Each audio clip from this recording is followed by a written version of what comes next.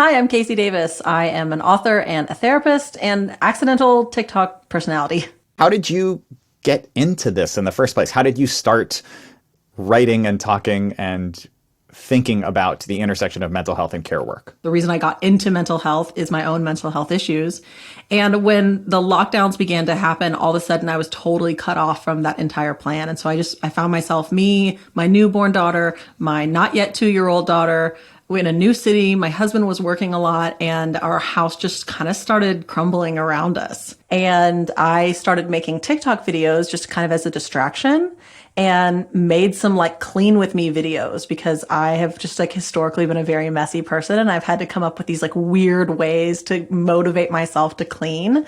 And I never expected the amount of people that really resonated with seeing, oh my God, this is what my house looks like. I never see houses like what my house looks like. And somebody kind of spoke up and said, like, I feel so much shame about not being able to do these like basic adult things. And that was really the jumping off point of where like my therapist hat came on. And I was like, well, let's talk about that because this shame around, I find it hard to clean. I find it hard to do laundry. I find it hard to cook for myself is not something I'd really heard people talk about a lot. What is a care task and why do you choose to refer to them as that? So a care task is any task that you engage in, typically domestic care tasks, domestic tasks that cares for yourself. So dishes, laundry, cleaning, tidying, organizing. It could be taking your medication. It could be exercising, cooking. Those are all considered making your, if you changing your sheets, those are all care tasks. And the reason that I call them that, I don't call them chores or housework or cleaning, is because chores and housework and cleaning typically feels as though it's an obligation. And if we don't do it, there's something wrong with us, or we should be guilty, or we should be ashamed. And care tasks refocuses this task. It's not about being good enough or being a real adult or being a good mom or, whatever. It's about doing something that cares for me. I had this moment where right before the pandemic, my wife was dealing with some health conditions and was kind of struggling, but we were kind of holding on with the help of, physical therapy and mental health and all of that. And then right similar to you, when the lockdown started, it was like all of the support systems got cut off. And I have such a clear memory. She was no longer able to take care of herself or the house, and I was the caretaker. And I just remember so clearly this moment where I'm looking at the bathtub and it's dirty, and I just do not have the energy or the time or the ability to take care of it. And it felt like the physical manifestation of my failure as a partner and a caretaker. And yes, we tend to look at that pile of laundry as there's the evidence of how much I'm failing. And then because of that, we want to avoid, like, who wants to sit around with their failure pile, right? And every little piece you would fold would remind you of that. So we avoid it because we don't want to feel that way. And then it sort of spirals from there. But I think it's interesting when we look at the barriers to being able to do these care tasks.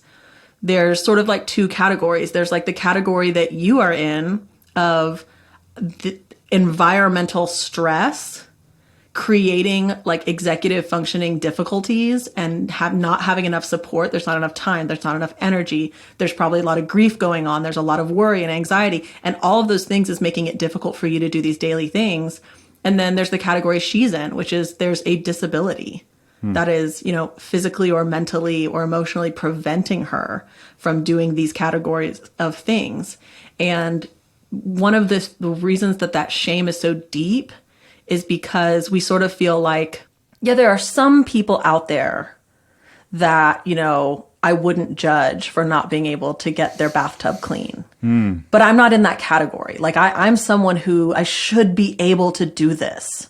I should be able to do this. And because I can't, the only conclusion I'm left with is I must be lazy or stupid or irresponsible or there's something wrong with me.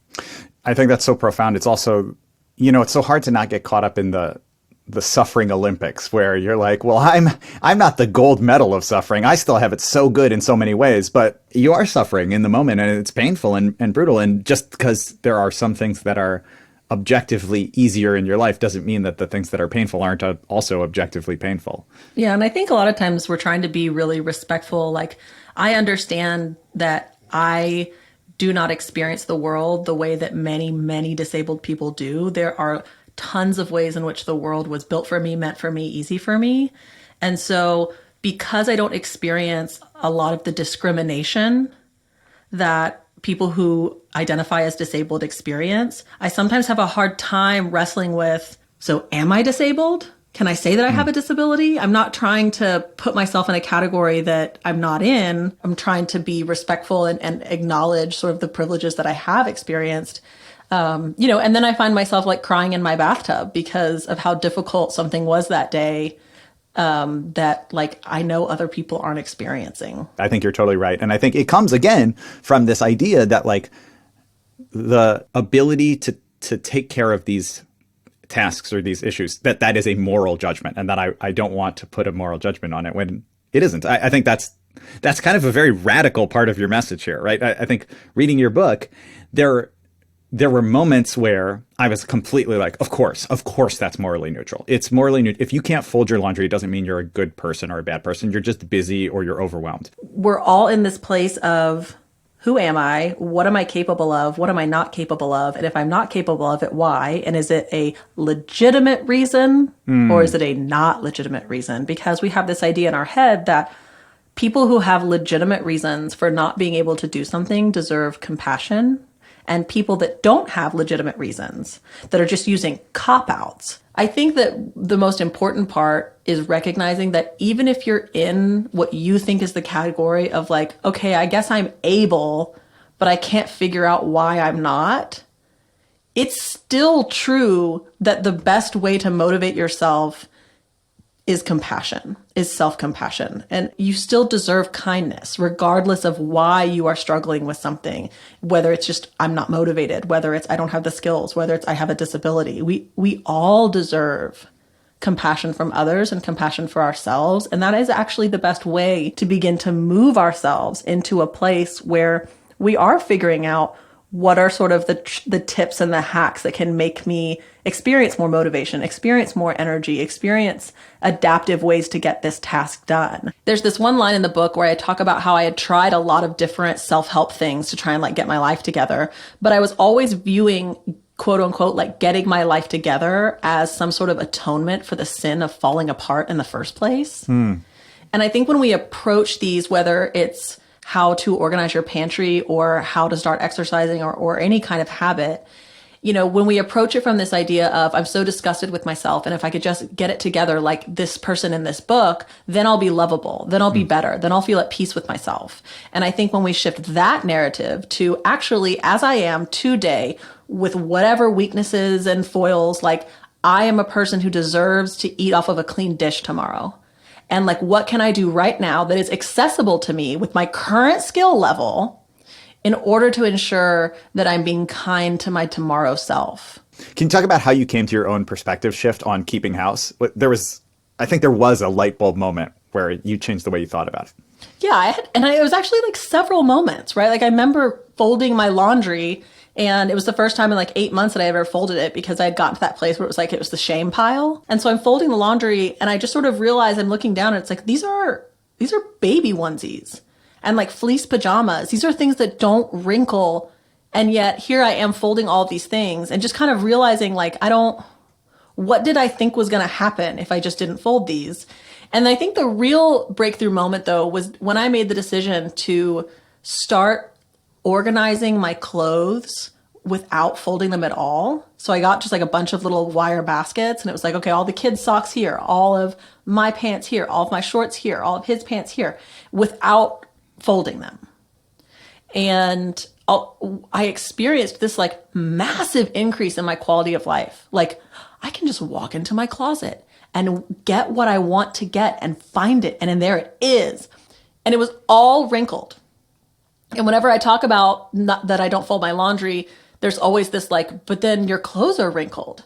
And the genius part of this is like, Susan, they were wrinkled before. They were wrinkled in a giant pile that we were stepping on every day. And it was like, we feel as though there's like this order of operations of like how we have to solve this. And like, if we can't solve the wrinkled part, we can't do anything else to make it easier. And it was like, I know, I just like gave up. I'm going to move around the I don't ever fold barrier and recognize that I can still improve my quality of life when it comes to this thing. And now it's so much easier. I do that. And I've done that with everything. In the book, you even say that you don't believe that laziness is a thing at all. Yeah, I don't. I've never had a client who believes they're lazy or who other people believe they're lazy, that when we got kind of to the bottom of what was going on, that we were like, yeah, it turns out you're a piece of shit. Like, it was never that. It was never like, yeah, man, you just like, bleh. Like, no, it's either there's some like mood issues, depression issues, motivation issues. There is procrastination. They're overwhelmed. They don't know how to do something. They are burnt out. They have executive functioning issues. They're in pain physically. They like on and on and on and on. And so there's not like a clinical diagnosis there. It doesn't exist. I've never seen it in a clinical setting. The other problem with it is that if it did exist, it's completely subjective. Like, someone will say, everyone always tries to argue and say, but I am lazy because like, I know I should do the dishes. I just don't want to. And I'm like, nobody wants to. Like, not wanting to do something that's not enjoyable is not lazy. And I bet you could point to tons of things in your life that are not enjoyable that you do. Often what comes up when we talk about like, I don't believe laziness exists is people will bring up like the division of labor. They'll say like, well, I know instances where, maybe the mother is shouldering all of the domestic tasks and the father is like walking by the dirty dishes every day. Isn't that laziness? And I like to be very specific that while I don't think laziness exists, I do think entitlement exists. I do think, and what entitlement is I do believe that there is exploitation, right? Like a dad walks by dishes and doesn't do the dishes, not because he's lazy, but because he's comfortable exploiting his wife. Because he knows I don't have to do it because she will. That's different than walking by the dishes and going, the dishes really need to be done, but I'd rather eat worms. I'm going to put it off. Or the dishes need to be done, but I'm too overwhelmed to think about it. Or the dishes need to be done, but all I want to do is get in bed and not be conscious. I'm curious to talk a little bit about this distribution of labor because, whether you're in a heterosexual relationship, whether you're not in a heterosexual relationship, whether you're single, I think how we distribute tasks and who does them is one of the really tough parts. And I think this is where a lot of the judgment comes in, right? You talk in your book about how it can be really hard to ask for help for a task that you're really struggling with, whether that is paid help or whether that is a friend or a family member. We feel like we're going to be judged by them coming over and seeing that the floor is full of crumbs or something like that. How do you recommend that people think about that? And how do you think about it yourself, but in a relationship, distributing tasks? Well, let me start with how I don't think you should think about it, because this is how I think most of us think about it. We think about it like, okay, let's compare. Like if you and I were in a relationship, we came to the table, what most couples would do is they'd say, let's compare how much you work and how much I work. And not just how much time-wise, but also how much, like how hard it is.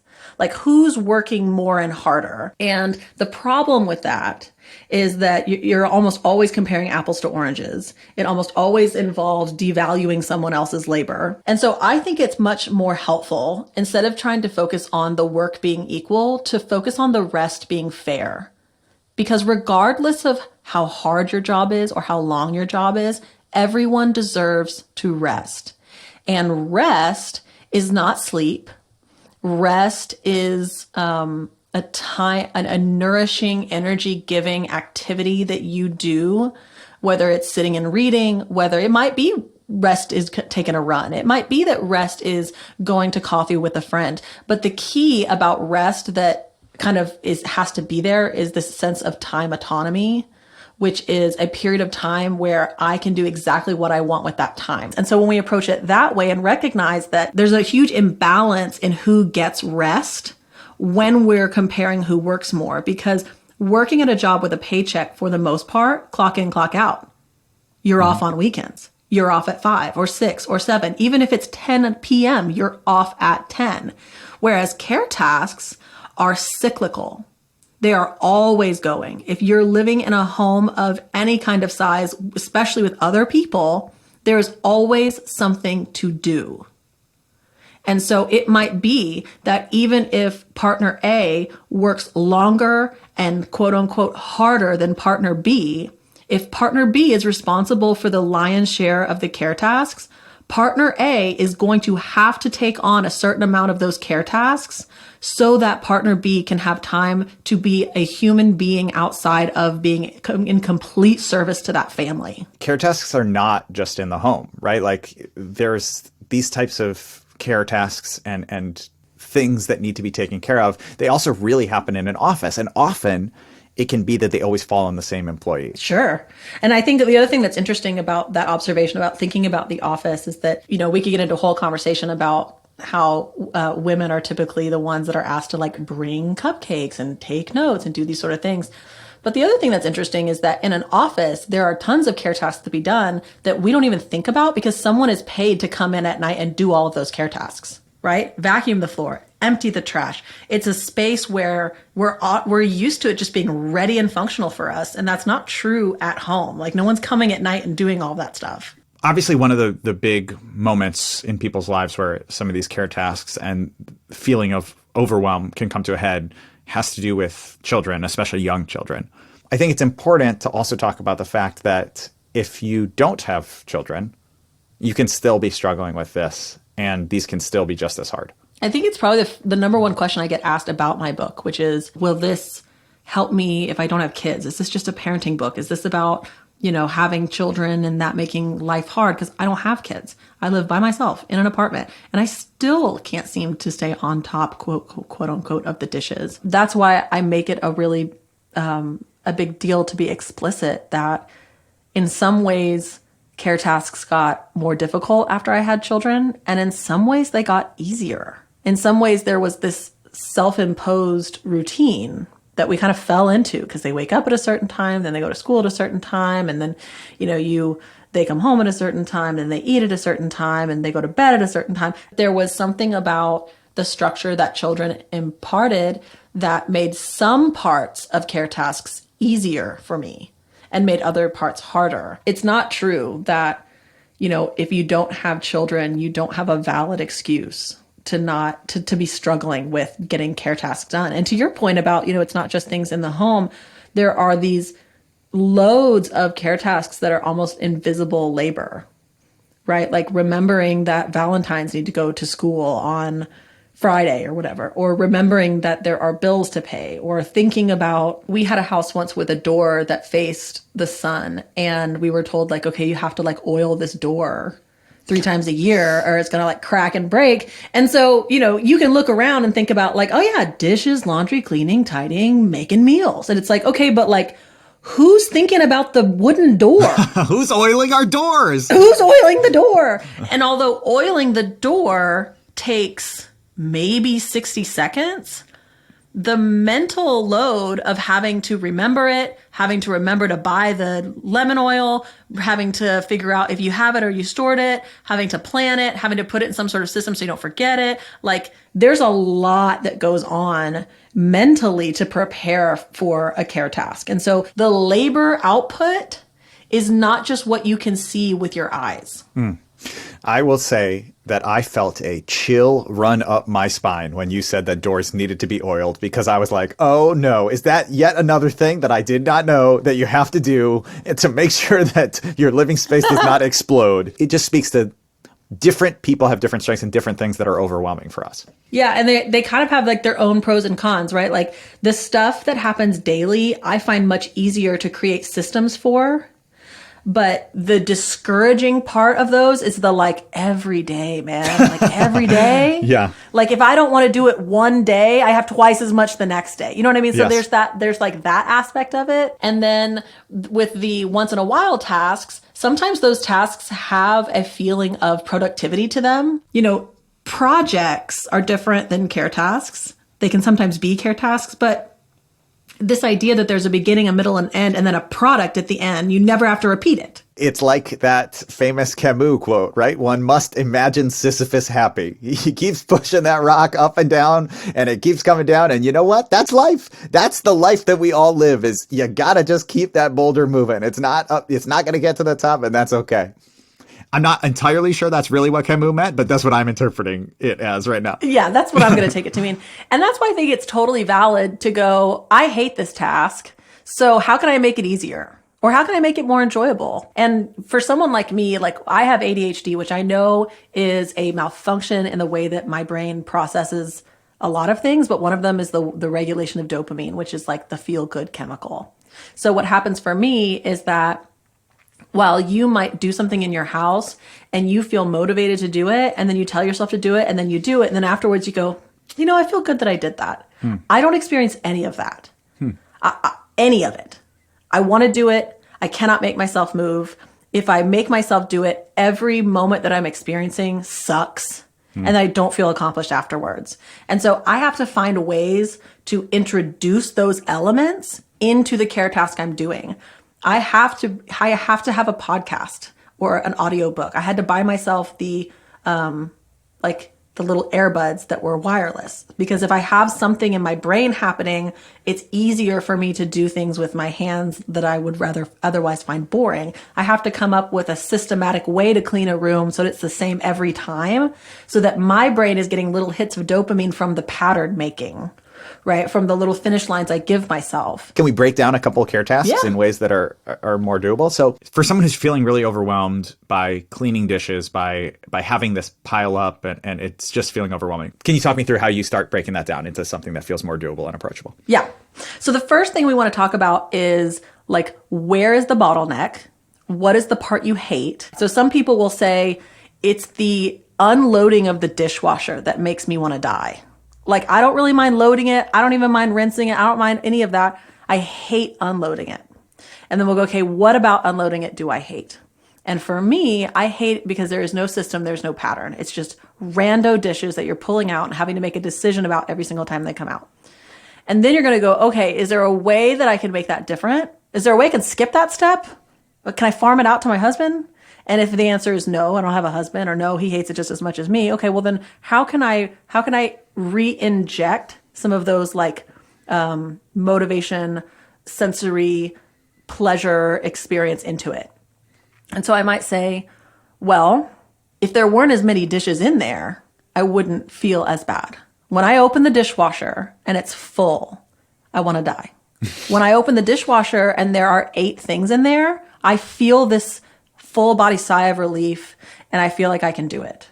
So working backwards, maybe I'm someone who just needs to run my dishwasher more often, even when it's not full. So let's say it's a different thing though. Let's say it's when I look at the pile of dishes in my in my sink, I'm overwhelmed and I don't know where to start and all this. And you go, okay, well, what if you did this step where instead of just loading it straight into the dishwasher, you organized it first? Well, what if you come up with a ritual where every night at 7:00, when you come home from work, you keep your shoes on and you walk in the door and you walk straight to the kitchen and you put on your favorite playlist. And for 10 minutes, you set the clock, 10 minutes, you do dishes. And when 10 minutes is done, no matter how many dishes are there, you're done. And that's your ritual for every day. And we just sort of like look at the barrier, figure out how to go around the barrier. If someone says, I'm just so depressed, I can't get out of bed, or my mother just died, the grief is too heavy, then maybe we need to wipe all of that and just go to some paper plates and dishes for a while. I think even just hearing the many ways that you approach that just now, what are some of the ones that you're most excited about right now that you've put into place in your own home to make your own home more functional for you? One of the best things that I did that continues to be the biggest help to my life is having a family closet. I have, me and my husband, and then we have 2 kids. So they're 3 and 4. And for the longest time, I was doing what just seemed normal, which was like, okay, you do the laundry and then you put our clothes into our closet, the baby's clothes into the baby's dresser, and the toddler's clothes into the toddler closet. And then the day that I realized, like, I'm dressing all 3 of these people, why am I going to 3 different areas? I also realized that that's one of the things I hate about laundry is having to like go to a bunch of different places, right? I got like an IKEA like thing that was like a low thing. And I put a bunch of baskets in it. They were like cubbies, right? Square. And then I put a dressing station on the top of it. And then I just had a bunch of baskets. And so now, when my kids want to put on pajamas, they have to go into our closet. So the clothes only come off in the closet. And then they put on their PJs or whatever. And then when in the mornings, when they're taking off their PJs to put on school clothes, well, they got to go to the closet to get those things. And that works for us in this season of life that we're in. And it's so nice to be able to get the laundry and take it all to the same place and literally sit down and put all of it away. And for me, it really comes down to like, I need to be able to, like, when it comes to reactive care tasks. So a proactive care task is, I need to vacuum. I'm going to go get the vacuum. A reactive care task is my kid just spilled milk. I need to go clean it up. Because you can create rituals and rhythms and schedules for those proactive care tasks. What do you do about the reactive ones? Well, you can either ignore them and then create a system for it to be proactive. I recognize that for reactive care tasks, if I cannot take care of that within 3 steps and 3 seconds, I'm not going to do it. So when it came to clothing, I realized that I need to have a laundry basket in every room of my house. And in big rooms, I need to have several. I need to be able to walk 3 steps and put it in a basket. But if I have to break the flow of my concentration and what I'm doing, I start to get really agitated, really irritated. I start avoiding doing those things. This is a really different way of approaching things like dishes and house cleaning and laundry. How do you handle the other people in your life who come over and have moral judgments around this or express it in a way that feels judgmental to you? There's no one in my family personally that has those judgments. So the majority of the pushback that I get or the judgment I get is on the internet, is people who will comment and say, you must be lazy, you're just selfish, you're a bad mom, your house is disgusting and filthy. And that's always really interesting because it's like, I post a lot on my social media channels, but even then, if you were to like take them all together, it's like 10 minutes of my life. And so like, I think for me, reorienting to this idea of like, my life is getting better and my home is getting more functional. So yes, it hurts my feelings when someone says something like that, but functionally it has, like, why would I change just so that like someone on the internet had a better opinion of me? So if my mother came over and made a comment that hurt my feelings, my mother is, she's not perfect. She might say something judgmental, but she's also a person that like, if I were to say like, hey, it hurts my feelings when you talk about how messy the house is, she would hear that and be like, I'm sorry. Like I a lot of times people are actually trying to help.